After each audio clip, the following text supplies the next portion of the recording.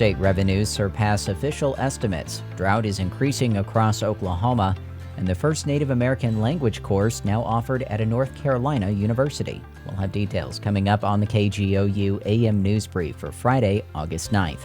I'm Nick Daniels.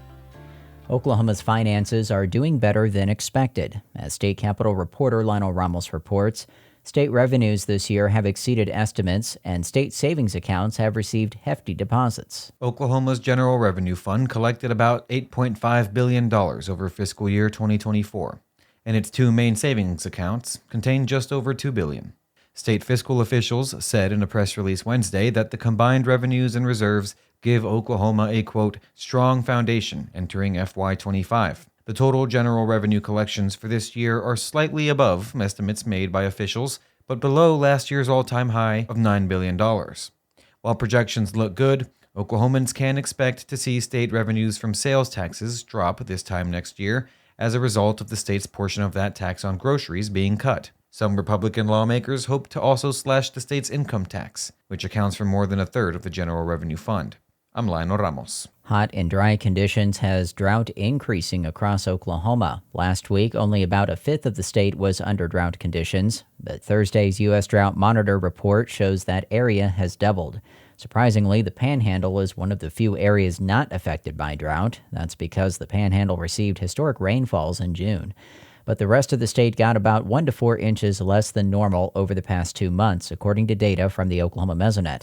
City utilities are encouraging people to be mindful of water conservation.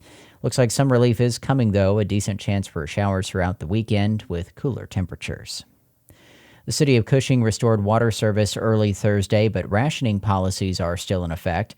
The city issued a notice Thursday afternoon that current consumption will outpace efforts to regain water reserves. The city is asking residents and businesses to continue conserving water to prevent more outages.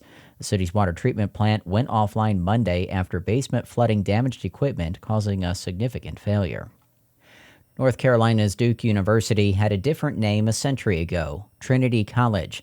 Trinity College ran the Cherokee Industrial Indian Boarding School, which attempted to erase the Cherokee language. Now OPMX's Sarah Lisi reports Duke is working to bring the language back. Growing up in a small town in North Carolina, Gilliam Jackson knew critical English words for any young person, like ice cream and Coca-Cola. But because his first language was Cherokee, he had to learn English from teachers at Snowbird Day School.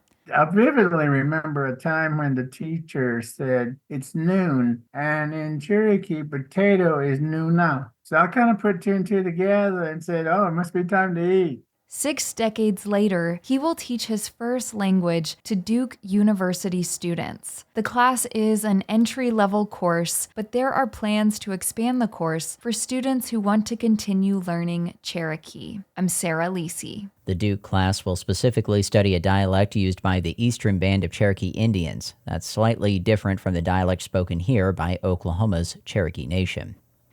A free and welcoming rodeo is continuing in El Reno even after the death of its passionate director. Paul Boyd died by suicide in June. His family says he wanted to escape chronic pain that even repeated surgeries couldn't fix.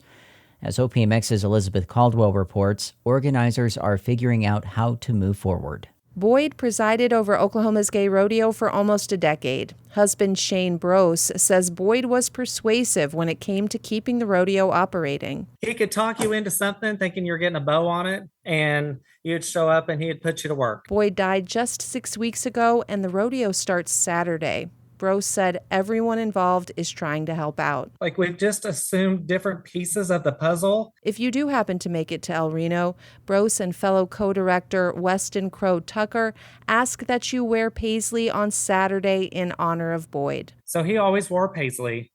That was Paul's.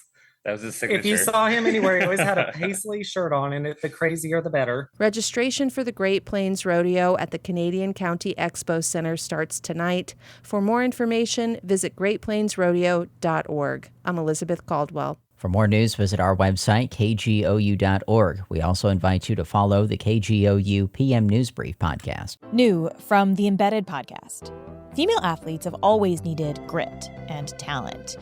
But for decades, they've also needed a certificate. There was chit-chat about, is that really a woman? And even now, they're still being checked and questioned. Their story is the newest series from CBC and NPR's Embedded. It's called Tested. Listen wherever you get your podcasts.